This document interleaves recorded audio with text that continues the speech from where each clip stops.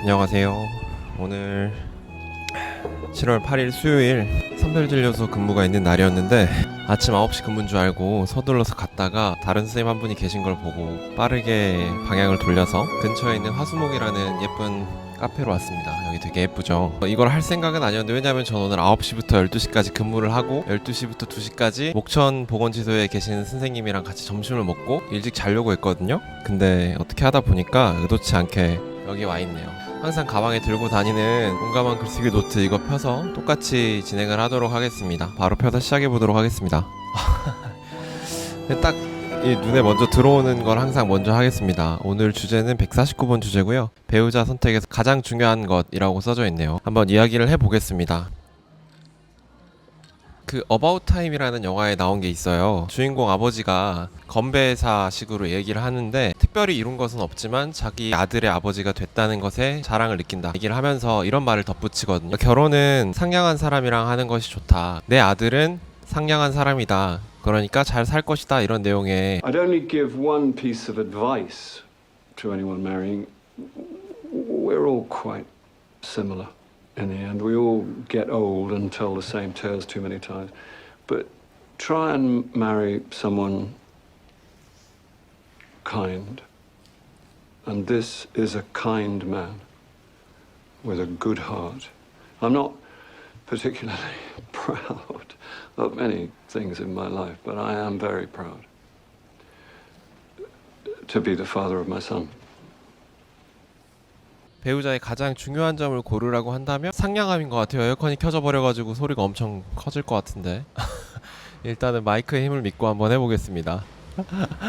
안 그래도 얼마 전에 진짜 오래된 학부 10년 친구랑 그런 얘기를 했어요. 자기가 마음에 끌리는 사람을 만나야 할 것이냐 아니면 사회적으로 봤을 때 조건도 좋고 돈도 많이 벌고 앞으로 편하게 할 수 있는 사람을 만나야 하냐 이런 이야기를 50분 정도 했는데 결론은 누구나 사람은 성장을 하잖아요. 성장하지 않는 인간은 없잖아요. 성장의 기대치를 보고 그 사람의 어떤 성품을 보고 함께 할 사람을 찾아야 하지 않을까라는 그런 아름다운 결론에 이르렀는데 제 생각에 결혼이라는 게 관습 속에 사회적인 어떤 법제 안에 이제 인정되는 커플로 자리매김하는 것인데 그러면 결혼이 가장 중요한 건 저는 안정성이라고 생각을 하거든요. 그런데 그 안정성의 가장 밑바탕에는 상냥함, 이 사람이 이렇게 생각하겠지라는 배려라는 게 필요할 것 같아요. 돈과 유일하게 비례하는 게 나이거든요. 사람은 나이가 들면 돈을 벌게 되고 그 돈들이 축적돼서 돈이 돈을 굴려서 더 많은 자본을 획득하게 되는 게 자본주의 사회의 이치예요. 그 과정에서 이제 떨어져 나가는 그런 집단이 물론 있겠죠. 모든 거에는 반례라는 게 있으니까요. 그러니까 20대 때 30대 때 돈이 없는 거, 그러니까 그거는 사실은 그 부모가 축적해놓은 자본이죠. 돈이죠. 거기에 이끌려서 어떤 결혼을 선택한다거나 조건만 가지고 결혼을 선택하기에는 우리 삶이 너무 불투명하고 불안정하다는 거죠. 결국은 사람이 가장 중요한데 잘 갖춰진 사람이다. 인격의 도야? 인격 수련이 잘 돼 있는 사람이 라는 거를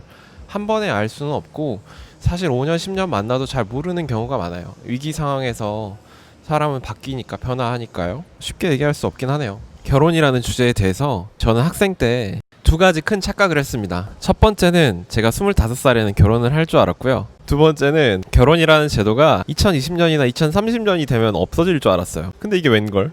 아직도 난리죠. 결혼 시장이 난립니다. 우리가 현실적으로 결혼이라는 게 또 집안과 집안이 이어지는 거기 때문에 완전히 무시할 수는 없어요. 왜냐하면 우리가 연애 결혼이라는 게 도입된 것도 우리나라에 70년이 채 되지 않아요. 70년이 뭐예요? 50년도 안 됐죠. 집안과 집안을 이어주는 개념으로 만들어진 게 결혼이고 제도가 참 많았잖아요. 대릴사유제부터 시작해서 뭐 민며느리제 뭐 이런 것도 있고 대한민국이라는 나라가 건립이 되고 지금 결혼해 있는 커플들의 90% 이상은 중매 결혼일 거예요. 아마 지금 이미 결혼을 해 있는 분들 2000년대 들어서 결혼하신 분들이야 약간 연애 결혼에 대한 게 있었겠지만은 1990년대 전만 해도 완전 생 조건이었습니다. 지금도 사실은 대기업이나 아주 돈 많은 자제분들은 조건을 매우 많이 보고 결혼을 하죠. 뭐 연예인들은 사업가나 결혼하거나 뭐 이런 것들이 자본주의 사회에서 돈이 굉장히 중요하기 때문에 그걸 안 볼 수는 없어요. 그게 아직도 남아 있는데 일반적인 관점으로 그리고 제가 나중에 언젠가 결혼을 하게 된다고 하면 돈보다는 그 사람의 상냥함, 친절함, 배려심 이런 걸 볼 것 같고 또 뭐가 있으면 좋을까요? 건강이죠.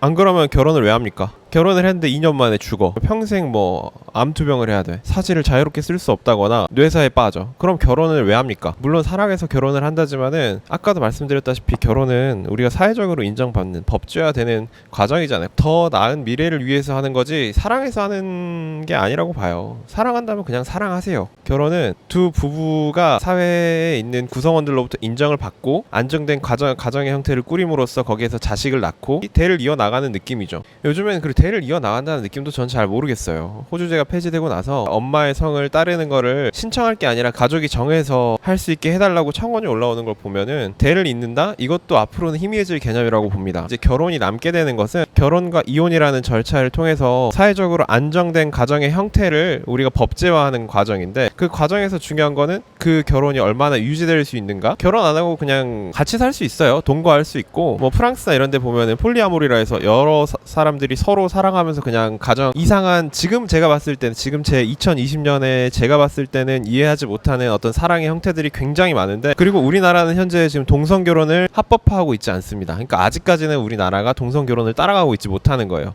그 말인즉슨 결혼이 아직도 아이를 낳고 사회를 유지시키는 국가의 인구를 유지시키는데 어떤 하나의 정책으로서 자리매김하고 있다는 거죠. 그렇다고 하면 결혼의 가장 중요한 포인트는 얼마나 유지되느냐입니다. 그럼 가장 중요한 거는 그 유지되게 해줄 수 있는 조건들이겠죠. 근데 막 성격이 개차반이야. 막 개지랄해. 막 최근에 개봉한 영화 중에 지푸라기라도 잡고 싶은 인간들이라는 영화가 있어요. 거기 보면은 그렇게 같이 사는 일만 못한 커플들의 배경이 경제적으로 그렇게 극단적으로 휘말려 버린 경우도 있겠지만 결국은 서로에 대한 이해 부족, 존경심의 결여, 현실에 치이는 거죠. 결혼이 껍데기만 남게 되는 거죠. 결혼식 가보시면 정말 아름답잖아요. 괜히 뭉클해지는 그런 느낌도 있고요. 그러니까 결혼이라는 단어가 제도라고 생각을 하셔야 제 논리를 따라오기 편하실 거예요. 결혼은 제도입니다. 중단되는 경우를 한번 생각해 볼까요? 일단 배우자의 죽음, 돌이킬 수 없고 그냥 죽으면 끝이에요. 이건 결혼이 더 이상 유지되지 못하죠. 이걸 우리는 흔히 사별이라고 부르고 두 번째로는 외도, 그러니까 배우자의 외도로 인해서 이혼하는 거죠. 사실은 외도보다 더 흔한 게 성격 차이입니다. 우리나라 통계를 보면은 이혼 사유가 성격 차이예요. 부부간에.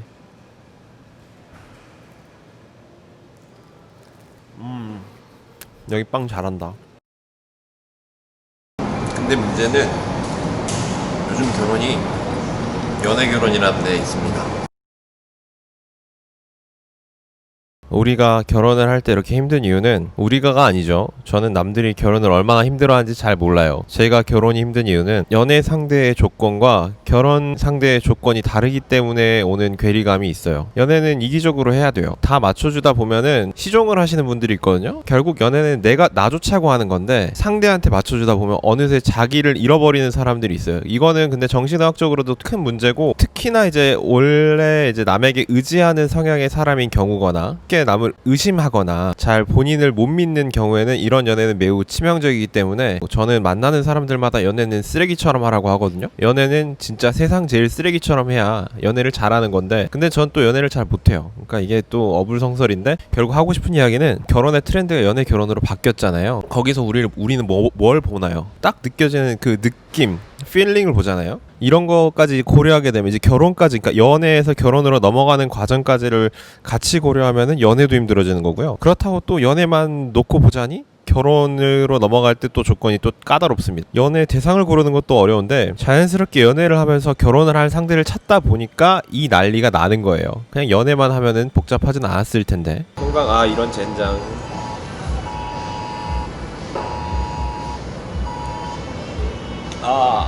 확진자가 나와가지고 우리는 모르지만 호감이 가는 사람이 그 사람이 다른 사람들에 비해서 내 유전자에 써져 있는 문서로 봤을 때 가장 건강한 개체일 걸로 보이는 사람을 고르게 돼 있어요. 봤을 때 혐오감이 들지 않는다거나 하면은 대부분은 건강할 걸로 되는데 그 중에서도 호감을 느끼는 사람은 더 오래 살 걸로 보이기 때문에 호감을 느낀다는 거죠. 결혼을 유지하는데 죽음 이런 거 안에서 일어나는 일들을 우리가 알 수는 없어요. 근데 이런 거는 만나다 보면 금방 알게 되죠. 그 사람의 수면 패턴, 식습관 이런 모든 것들을 우리가 만나면서 판단을 하는 게 결국은 얼마나 건강할 것이냐, 이 사람과 얼마나 오랫동안 행복하게 살 수 있을 것이냐, 이거를 우리가 판단을 한다는 거죠. 동화의 끝은 그 둘은 행복하게 오래오래 살았답니다잖아요. 이 아날로지 안에 유비추리 안에 있는 거예요. 이게 무슨 얘기냐면 이 사람이 건강하게 살지 안 살지가 결혼의 아주 중요한 요소지만 그걸 우리가 고를 수 없기 때문에 우리는 유전자가 따르는 대로 간다. 그래서 외모를 보는 거에 대해서 누구도 손가락질할 수 없어요. 외모를 다 보게 돼 있어요. 안 볼 수 없지. 그리고 외도도 마찬가지로 연애하면서 어느 정도 느껴지는 경우가 있겠지만 이것도 내가 어떻게 할 수 없는 부분이야. 사랑하는 게 죄는 아니잖아 이러는데 뭐 사랑에 빠진 게 죄는 아니잖아.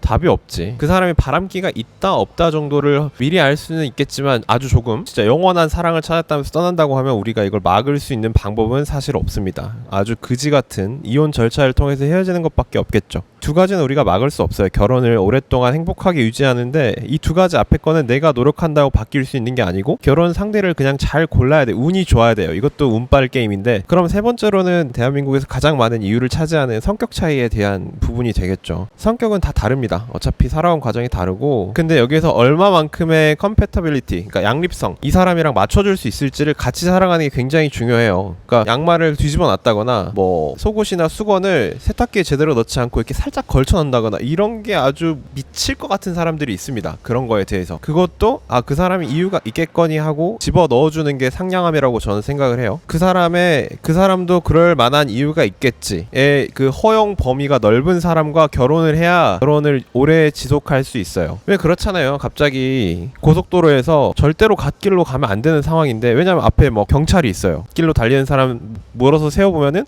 똥 마려웠다라고 하는 경우가 있잖아요.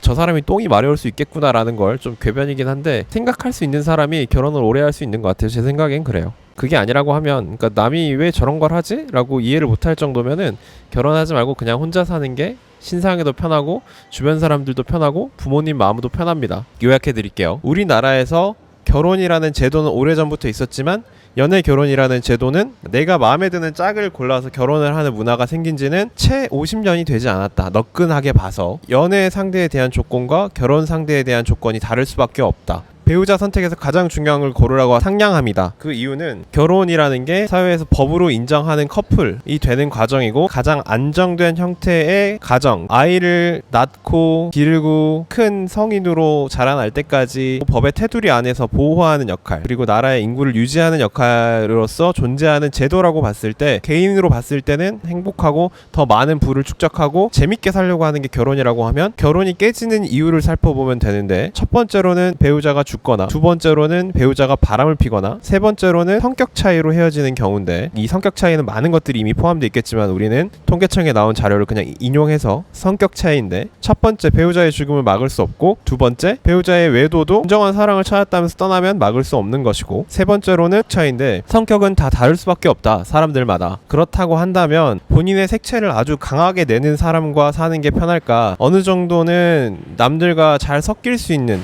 남도 아니에요. 딱 자기라고 부르잖아요. 자기가 될 수 있는 나만큼이나 나보다 더 사랑할 수 있는 때로는 나보다 더 중요한 그런 사람을 만나는 과정에서 어떤 단어로 표현될 수 있을까라고 했을 때는 양립성 그러니까 그 사람의 상냥함을 볼 수밖에 없다는 게 오늘의 주제예요. 지극히 주관적이고 객관은 하나도 없습니다. 완전 주관적인 것이고 그리고 덧붙이자면 모든 매사의 일에 저 새끼는 왜 저런지 모르겠어 라는 말을 달고 다니는 남자 혹은 난 저 사람이 도저히 이해가 안 돼. 개노답이야. 노답이야. 개노답이야 라는 말을 달고 다니는 사람 특히 사람을 평가할 때 이런 사람은 혼자 사는 게 더 행복할 수도 있어요. 진심으로. 왜냐면 이제 슬슬 결혼하고 이혼한 그러니까 30대나 40대에 이혼한 분들이 있거든요. 이렇게 몇 달이 건너서 그러면 어느 정도 결혼할 때 쎄한 느낌이 있습니다. 근데 약간 녹록치 않겠다 100%입니다. 그러니까 결혼을 해야 될 때가 됐다고 해서 하지도 마시고 조건이 안 맞는다고 해서 다 내려놓지 마시고 처음에도 말씀드렸다시피 다 큽니다. 정신 상태가 어디 이렇게 삐꾸가 있다거나 어디 뭐 마트에 갔다거나 어디 하나 멀쩡한 구석이 없는 사고 방식을 가지고 있지 않는 경우가 아니라고 하면 일반적인 경우에는 재산은 나이에 따라서 정비례하기 때문에 언젠가는 여러분도 지금 돈이 없는 개 그지를 만났다고 해도 부는 축적될 거예요. 본인의 소비 패턴을 한번 돌아볼 필요도 있겠지만 그런 걸 고려해서 이 영상을 보시는 분들이 모쪼록 좋은 결혼 상대를 찾으셨으면 좋겠어요. 저도 그렇습니다. 사실은 말은 혼자 살까 고민하면서 얘기하면서 적금 붙는다고 하지만 좋은 상대를 만나고 싶어요. 오후 근무라서 지금 목천의 어느 한 카페에 와서 시간이 남은 김에 이렇게 이야기를 하고 있습니다. 언젠가 결혼할 상대가 생기면 여기 와서 커피도 마시고 이야기도 하고 싶네요. 여기 되게 괜찮은 것 같아요. 점심 약속이 있어서 오늘은 여기까지만 하겠습니다. 오늘도 시청해주셔서 감사합니다. 10년 일기였습니다.